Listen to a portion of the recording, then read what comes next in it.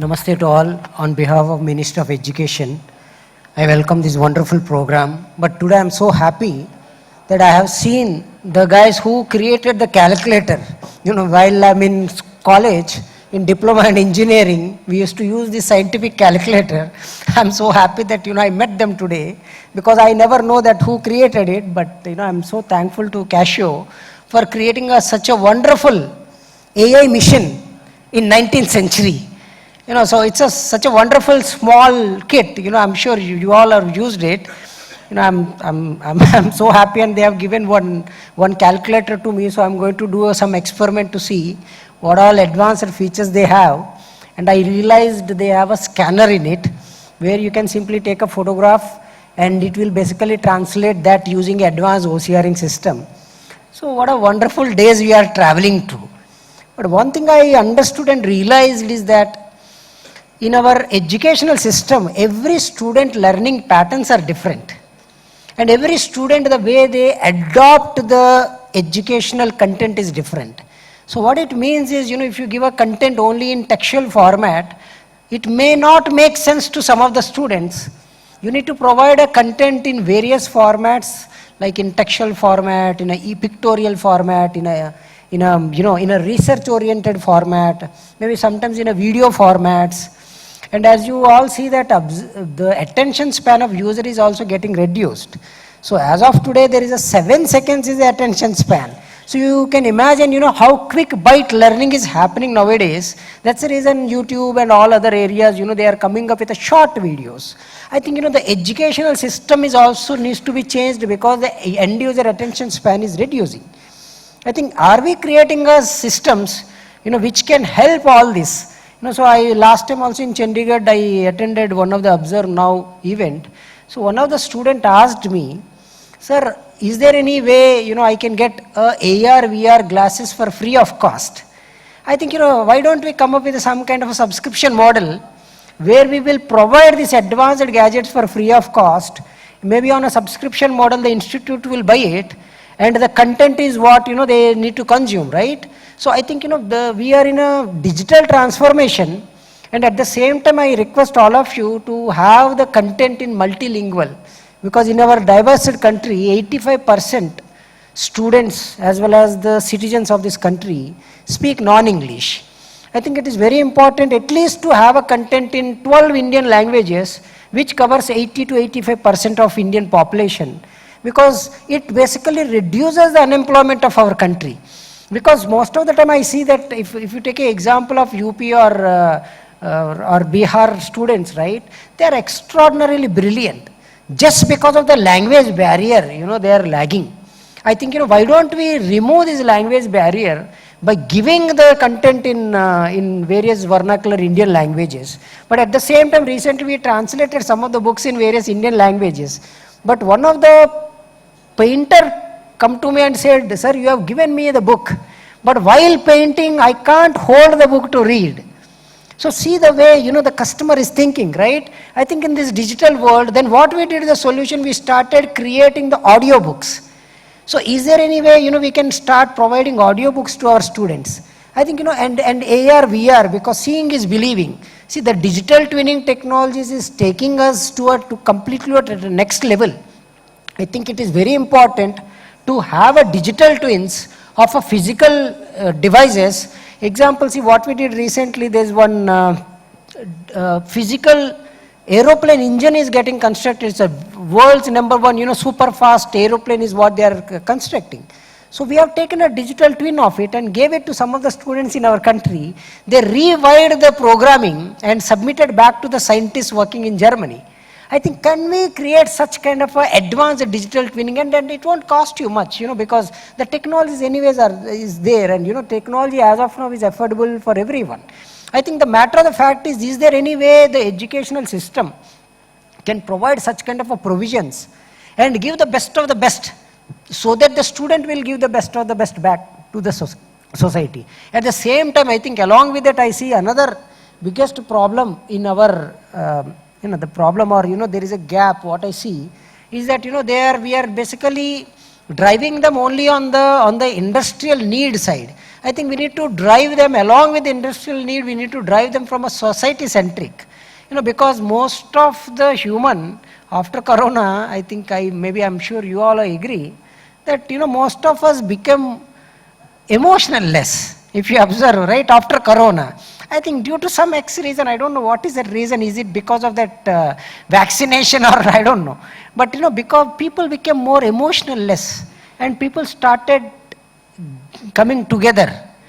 I think we need to make sure the student is not only empowered with education, we need to make sure they are well fit for the society. And as we as Indians, we all believe that Vasudhaiva Kutumbakam. It means, we need to create or transform our student as a global student, as a global professional, so that, they can adopt any kind of a situation and any place in the world. So I think, having the collaboration with various universities within country as well as out of this country is very, very important so that they can understand various cultures. Recently, we started few initiatives from Ministry of Education side, Yuva Sangamam. So someone asked me why we are doing this. The answer is very simple. The student from Kanyakumari, I'm sure maybe out of 100, only 1 or 2 visited Northeast. So they don't understand the culture of the Northeast student, right? They see them as an aliens. I think, if they imagine using this kind of initiatives, they are coming together and, they created a bond and they started talking to each other and the cultural exchange happens. I think, this is what the life is all about. I think along with the traditional education, I think it is very important we need to empower our students on the cultural side also. Because I strongly believe education is not only about, creating the resources for the industry. We need to create or empower our students for the society. That's where the real magic what we as Indians do. And along with that, the technology implementation as well as infrastructure side, I'm so thankful to our Honorable Prime Minister. Now, even if you go to a small remote village area, we have 4G volt connection. What it means, you without any interruption, you can have a WebEx call or, or any that kind. And now we are even moving to 5G because we love G. We moved from 3G to 4G to 5G. Maybe Adani Ji, Ambani Ji, Modi Ji. The G is what we really like. I'm sure 7G, 8G, 9G technology will get invented in our country because the thought process of our students are changing. I think at the same time we need to change the thought process from the educational institute also, so that we can give much more empowerment for the student. At the same time, I request one more small thing, because failure basically leading lot of suicides if you see in our society, right? Fear of failure. I think this is creating lot of problem as a personal friend. Because imagine a father or a family is losing their kid. I think, we need to be very careful. Why? The reason being is lot of pressure is put on saying that, he is not passed out. I think we all need to remember Thomas Alva Edison, he failed 104 times, to invent a bulb. So we need to allow our students, because they may have some other skill, right? What if Tendulkar father, mother said that, no way, you must, concentrate only on studies. So we would have missed one of the best cricketer in the world, right? So the same applies for every student. I think we need to understand and do it. And one more, last but not least, what I strongly believe, we need to do a skill census for our country. Because, we don't know where we stand as of today. We have so many students, young, bright students, they're ready to take things up and, they want to rule this world. But we don't know what is their strength, what is their weakness, and how we can transform their weakness into a strength, and what is that they want to become. And, how the institute or a ministry can help them. I think I strongly vouch for the skill census, so that we can understand and do a SWOT analysis of every student as well as every institute, so that we know, where we stand as of today and where we are planning to move forward and how we can accommodate the needs of the entire world. I think, this is one more very, very important choice we need to make and spend a lot of money. Maybe if government is not doing, why don't the institute can do it? Because it's nothing a rocket science, right? Anyways, you are taking a feedback from the students. So if we can understand the strength and weakness and the skill and what is that reskilling and upskilling they want to do. Because I have recently met some students, they are from arts. They said, we are interested on building roads.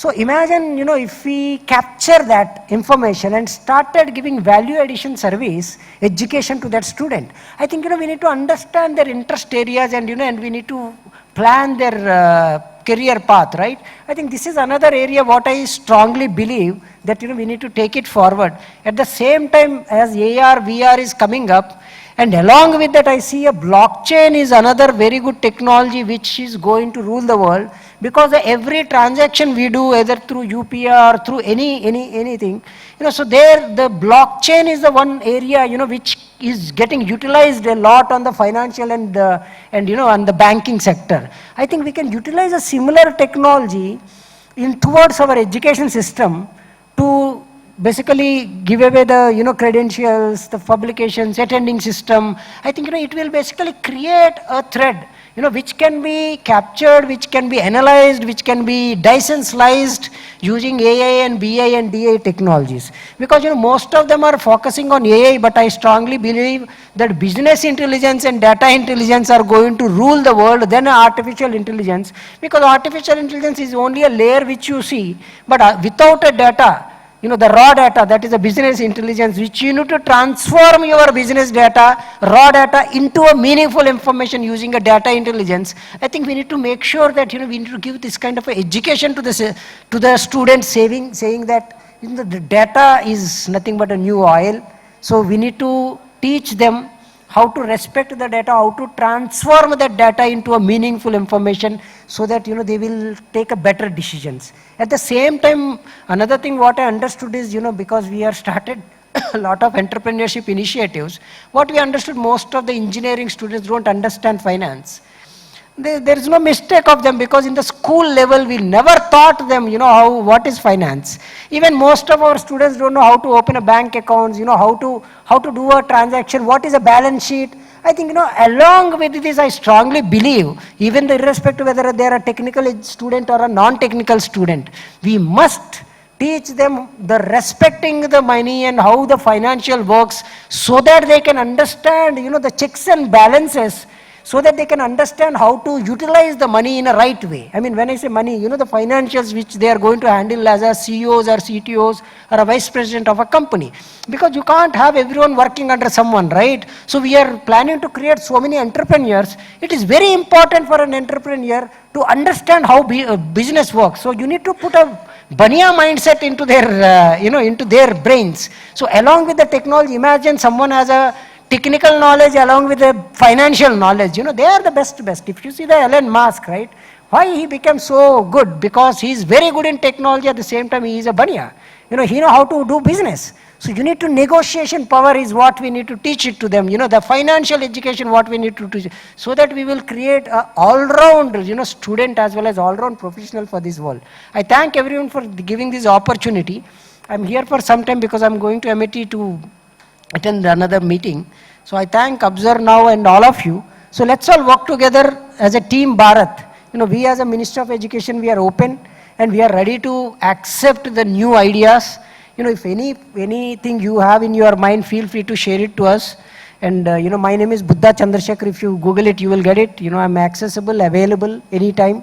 And let's all work it together for a Vikasit Bharat, because as from my childhood I'm keep on hearing India is a developing nation. How many years we will say that we are a developing nation? I think we all need to work together as a team to make our country as a developed nation.